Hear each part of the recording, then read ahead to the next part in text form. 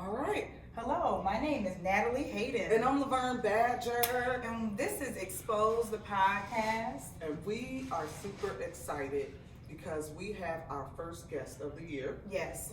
And it's an amazing guest.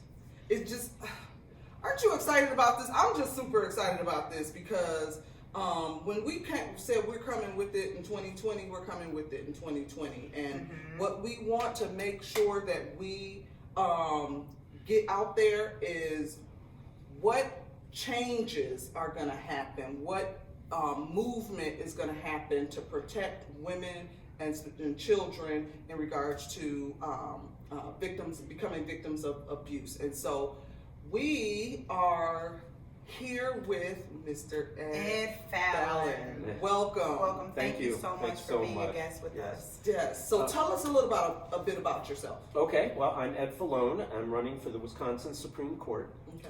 I'm a law professor at Marquette University Law School, where I've been for over 25 years.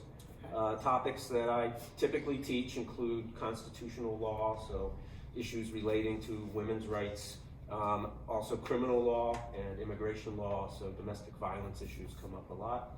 I've also been very active for over 2 decades in the nonprofit sector, and so I've been involved leading organizations that provide low-cost lawyers to families and immigrant families, and many of these issues relate to domestic violence issues. So I'm very happy to be here. I believe very strongly in your mission and your good work in spreading the word and spreading information on how we can reduce domestic violence. Oh, Thank you. So I know we have a few specific questions that we wanted to start off with. Yeah. And Laverne, would you like to give the first one? We're just going to Sure. hop right into things. If I that's know, okay. right? Sure. So the current presidential administration, the Trump administration, is looking to has changed the definition of domestic violence. It has taken away the non-physical abuse in the definition of domestic violence. The new definition is, like I said, it eliminates the non-violent acts of abuse. What is your thought on how that plays a part? Because we know that with the will, that there's many ways to abuse someone. So there's emotional, physical, there's gaslighting, there's financial abuse. And so some of those are non-violent ways to abuse someone and control them, and he's taken that away. So what is your thought? I guess that's what I'm asking. What is your thought on that? Well, I think the Violence Against Women Act really was a landmark piece of legislation to really provide protections to women. But from its start, there have been critics who have attacked the law, who are concerned that the definition of domestic violence is too broad. And I saw this in the context of immigration law, where women argued they shouldn't be deported because there was an abusive spouse waiting for them in their home country. And under the Violence Against Women Act, they could point to psychological abuse, emotional abuse, those sorts of, just everyday horrible living situations that people may not physically suffer harm, but emotional and mental harm is there. And the criticism then, there's some groups that were opposed to such a broad definition because they were worried about false claims, people just making up the domestic violence. I don't think that is borne out by the evidence. I don't think that there's any more false claims in a domestic violence situation than any other sort of criminal case. At least I haven't seen any evidence of that. So now we get to the Trump administration, and they seem to be very intent, as the Violence Against Women Act is up for reauthorization, in trying to go back and take away this emotional, nonviolent abuse as part of the definition. Right. I think what's motivating them is they're very concerned about gun possession. They're very concerned about efforts to tie the loss of a right to have a firearm to domestic violence convictions. Okay. And because there's a lot of lobbying going on by the National Rifle Association, the NRA, I think the Trump administration is making this change because they are concerned that men will lose their right to possess a firearm if the definition of domestic violence is too broad and they end up getting some sort of restraining order or conviction. So that's what I think is happening behind the scenes. Okay. Whether it will succeed, that's another question. But we are in a fight to renew the Violence Against Women Act. It hasn't been renewed yet, I'm sure you know. Yeah. And I think, unfortunately, this issue is the stumbling block. And there has to be some way to get past this impasse. Yeah, it just was a little concerning. So I'm glad that you cleared that up for me, because I need it. Again, we're not politicians. We're just, and that's why we have you here, and to kind of read between the lines or give us some insight on what things are, because you can't read everything you see on the internet. No, and you're absolutely right. Want to make sure that we're understanding it and that the community understands it as well. And it's a very good illustration of how you can have a topic where you would think everyone can agree, which is we need to end domestic violence. Right. Everyone should be on board, and yet it seems in today's culture, some people want to interject other issues and drive a wedge. And I think that's what's happened. Yes, lots of deflecting, if you ask me. Yes. Yes. I'm going to skip right to the third question. I'm curious myself, the Roe versus Wade. Can the government impose their will on a woman's and citizens' right to choose? What is your stance on that?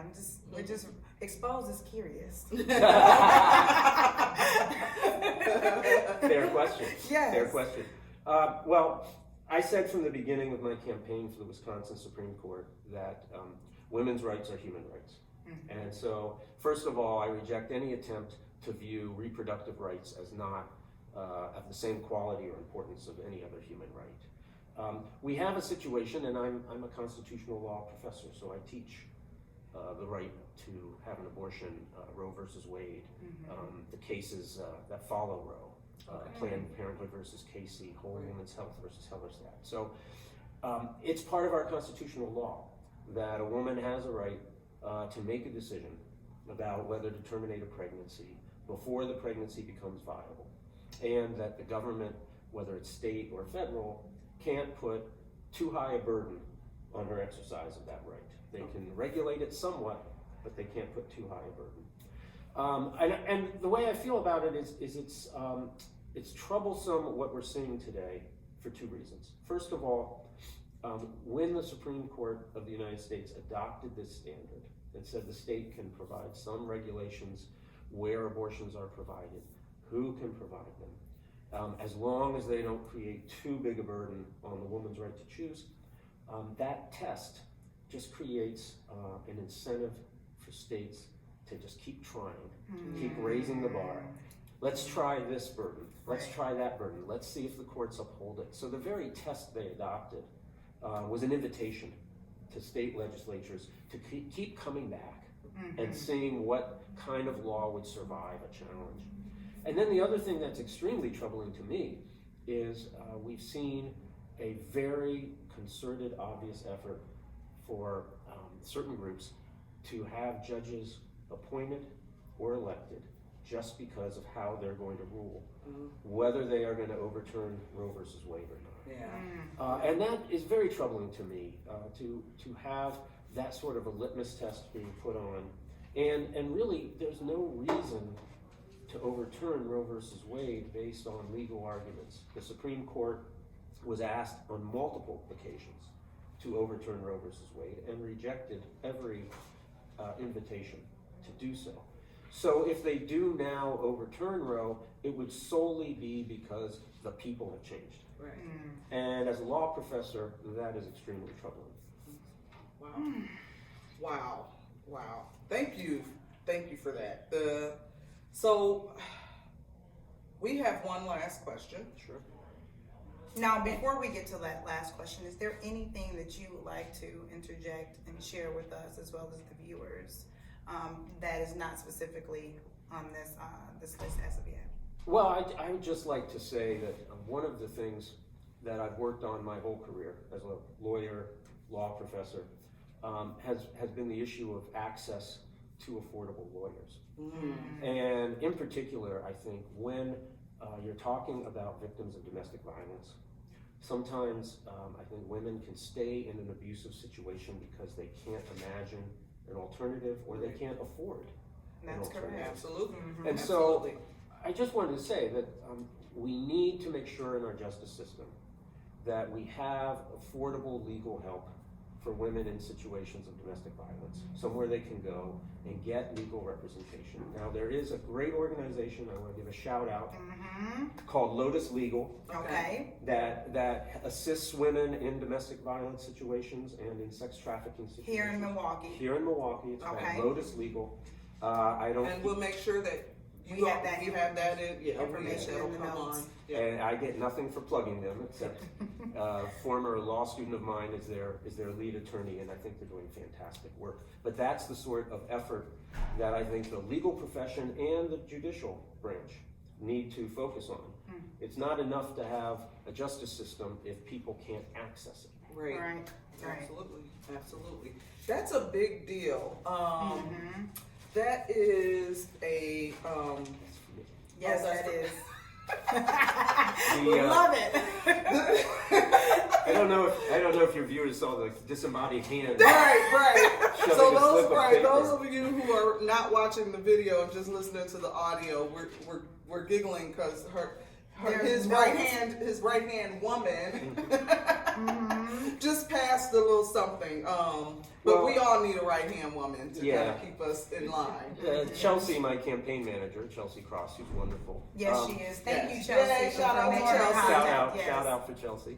I thought this would be a good opportunity for me to mention that one of the organizations I led for several years in Milwaukee is called Centro Legal, Okay. it's Legal Center in Spanish, was focused on providing low-cost lawyers to families who had legal problems, women who needed a divorce but couldn't afford a divorce lawyer, for example. Okay. And so that's an example of things I've done. Okay. And what is it called again? It's called Centro Legal. Yes. Centro Legal. Yeah, Okay. it means legal center in Spanish. It's still providing fantastic service to our community, even though I'm no longer their president. But also Centro Legal it works with Lotus Legal. So there are these cross referrals. Okay. So if people go to Centro Legal for some sort of legal problem to get a low-cost lawyer, and Centro Legal realizes you really have a domestic violence situation, we should send you over to Lotus Legal, they will do that, and so there's a back and forth. And that's just a really strong example of good people who are out there trying to help our community. So I can actually attest to Centro Legal. While I was going through my domestic, criminal, custody, all of that, Centro Legal was the force that stood alongside me in the court system. So thank you very much. I appreciate that, and it was definitely useful and intentional, great services that was provided. So I can definitely speak to that. Well, that's great. I'm glad that you got the help you needed. And I can tell you, as I campaign for the Wisconsin Supreme Court and I go around all of southeastern Wisconsin, I've had many, many people come up to me and say, yes, Centro Legal helped me as well. Thank you. Yes. Thanks. Hats off to that. Yes. So we have one last question, right? Sure. So, you know that there's girls and boys that have been trafficked, and we have a lot of them that are under the age of 18. And there's some immediate cases that have been happening here in Wisconsin where they've killed, the victims killed their trafficker. Yeah. And yet the victim has been charged with homicide. How do you interpret Wisconsin Castle Doctrine? Yeah, yeah. The Castle Doctrine is what we call this idea in the law that if you're in your home and someone is threatening you, you can defend yourself, including using lethal force. You're not required to run away, leave your home, retreat. And so it's a defense to a homicide charge, that you had no choice but to kill your attacker because you were not required to run out of the house. You could defend your home. So we call it the Castle Doctrine. Your home is your castle. This is a real concern in domestic violence cases because both individuals involved oftentimes live in the same place. Right. And so there's some controversy as to whether it should even apply. I think it should apply. And I think that a woman who is forced to defend herself in her home should have the option of arguing, I wasn't required to run away, I wasn't required to retreat from my home, I could defend myself in my home, and this was necessary. So I agree with that. There is a problem I have, however, well, not a problem I have, but a problem many people see about the Castle Doctrine, is that unfortunately race seems to play a role in how successful women are. Mm-hmm. And so if you have, for example, a white woman who kills an abuser who is black, the rate of success is very high. Wow. Wow. A black abuser, a white victim, Right. juries, judges apply the Castle Doctrine. On the other hand, if you have a black woman who kills a white abuser, the success rate is much lower. So it does seem that when it comes to, it's a very subjective thing. Did this person have no other choice but to defend themselves? Right. That's really the test, and unfortunately, it seems many times race plays a role in the application. Yeah, and that's unfortunate because it seems like if this is the law and this is what it's supposed to be, it shouldn't matter what race if you Right. have the same scenarios. That's right. And so for the Castle Doctrine, is that only if someone's in your home? Yes, well, actually, in some states it's been expanded. I think Florida notoriously expands the Castle Doctrine to any public space. So Okay. you can be on a sidewalk and have no duty to retreat. The idea is that, you know, if the choice is killing someone who's threatening you or running away, if you can successfully run away, we should probably prefer that. Right. But in some cases we say no, you shouldn't. And I think certainly in a home, you know, people do, they do want to defend their home and their right to be in their home. Right. When you start expanding the areas where the doctrine applies to any public space, any sidewalk, I think that becomes more problematic. Yeah. Let me say on the race issue, I do support, our Wisconsin Supreme Court has begun an effort to keep statistics on racial disparity in charging and sentencing in our state. Okay. It's a relatively recent development. I think it's long overdue. And I fully support that, and if anything, if elected, I would want to expand and continue that effort, Oh, because that's a great thing. unless we have the statistics, unless we know, you know, is race playing a role in charging decisions, who gets charged and who doesn't, unless we know those things, then we can't address the problem. Right. Correct. That's a great solution. That's a great solution. So, I think we are done here, but we still want to, again, give you an extra opportunity to talk about anything, ask us any questions that you have about what's going on with Exposed, but if not, then... Well, I think, you know, the only thing I'll say, and again, I thank you for the invitation, and this is a wonderful community service you provide. I think that we do need to pay attention to who puts on the judicial robes in our state and who sits on the bench, because your life experience and your work experience can help you have empathy and understand the people in front of you. And so, as I campaign for the Wisconsin Supreme Court, and it's FalloneForJustice.com, if any of your listeners want to see the website. Yes. You know, the reason I'm running, right, is that as a Latino and as someone who has really worked side by side with working families in the city and the county, and understand, you know, their challenges as they try to use the legal system, get the help they need, and sometimes if they don't have the resources, they can't do it. Right. That's right. I think it makes a difference that we have judges who understand that and come from that experience. And so I've really been running on a campaign of diverse experience and diverse perspective. Okay. On that note, I'm very excited for your campaign. and we're excited to have had you on the show with us today. And we wish you luck. Yes, we wish me you too. luck. And congratulations on all the work that you've done Yes. thus far, and continue to do to support women and their rights and everything. So, Ed Fallone, Yes. thank you for coming and joining us. And I'm Laverne Badger. And I'm Natalie Hayden. And we're This exposed. Podcast. And we're out, you guys. Bye-bye. Bye. Thank